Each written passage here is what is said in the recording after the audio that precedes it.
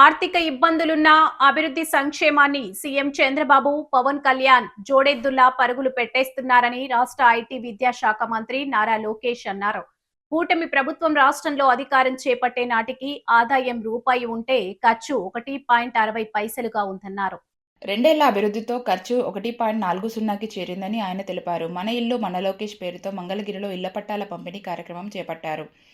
లోకేష్ చేతుల మీదుగా 3,000 మందికి ఇంటి పట్టాలు పంపిణీ చేశారు.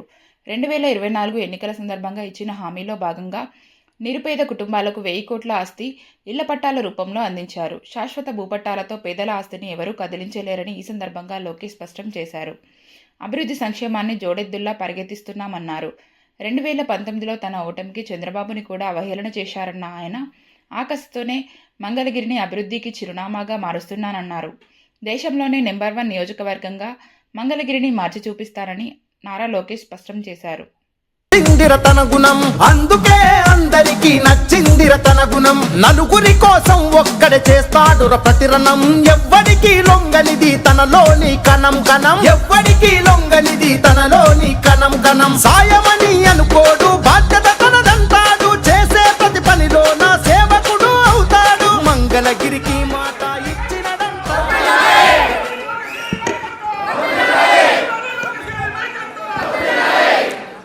జోహార్ అన్న ఎన్టీఆర్, జోహార్ అన్న ఎన్టీఆర్. 2019 ఎన్నికల తర్వాత నేను అనేక అవమానాలు ఎదుర్కొన్నా. చాలామంది నన్ను ఎగతాళి చేశారు. సొంత నియోజకవర్గం గెలుచుకోలేకపోయాం.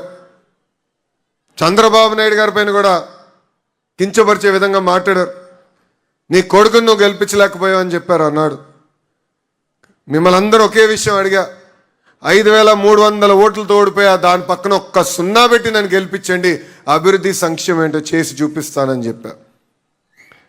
ఎవ్వరు ఊహించిన విధంగా ఆంధ్ర రాష్ట్ర చరిత్రలో టాప్ 3 మెజారిటీతో 91,000 మెజారిటీతో నన్ను గెలిపించి మీరు శాసనసభకు పంపించారు.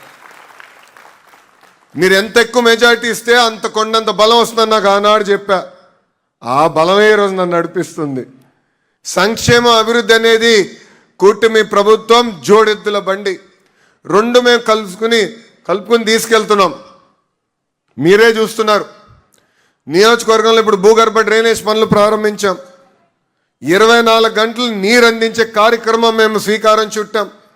పార్కులు, శ్మశానాలు, కళ్యాణ మండపాలు, ఇట్లా చెప్పుకుంటా పోతే అనేక అభివృద్ధి కార్యక్రమాలు చేస్తున్నాం. ఇంకో పక్కన పెన్షన్, 4,000 రూపాయలు పెన్షన్. తల్లికి వందనం 2వ సంవత్సరం ఈ వారం వేస్తున్నాం. ఉచితంగా 3 గ్యాస్ సిలిండర్లు అందజేస్తున్నాం. మహిళలు బస్సులో ఉచితంగా ప్రయాణించేదానికి స్త్రీ శక్తి కూడా మేము తీసుకొచ్చాం. మూసేసిన అన్న క్యాంటీన్లు తిరిగి ప్రారంభించాం. కానీ ప్రజలందరూ విషయం గుర్తుపెట్టుకోవాలమ్మా. మన ప్రభుత్వం అధికారంలోకి వచ్చినప్పుడు ఆదాయం రూపాయి అవుతే ఖర్చు ₹1.60 ఉండే. పెన్షన్లు, అధికారుల జీతాలు, ఇంకో పక్కన అభివృద్ధి కార్యక్రమాలు.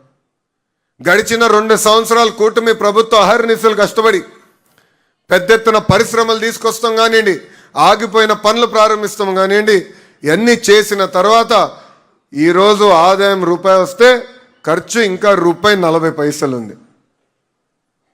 ఇంకా ఆర్థిక ఇబ్బందుల నుంచి మనం బయటికి రాలా. కానీ కూటమి ప్రభుత్వ లక్ష్యం ఒకటే, ఇచ్చిన హామీ నిలబెట్టుకోవాలని. అందుకే మీరు తిరిగి అడిగే లోపలనే ఈరోజు ఈ కార్యక్రమం ఏర్పాటు చేసుకున్నాం. అంతేకాదు, ఆనాడు మీ గడపకు వచ్చినప్పుడు గౌరవంగా బట్టలు పెట్టి పట్టాలు ఇస్తానని చెప్పాను. ఆ హామీ ఈరోజు మీ లోకేష్ నిలబెట్టుకుంటున్నాడు. అమ్మా, మీరందరూ చూస్తున్నారు, ఆంధ్ర రాష్ట్రంలో 3 పార్టీలు కలిసికట్టుగా పనిచేస్తున్నాయి. ఒక పక్కన తెలుగుదేశం పార్టీ, ఇంకో పక్కన జనసేన పార్టీ, అదేవిధంగా భారతీయ జనతా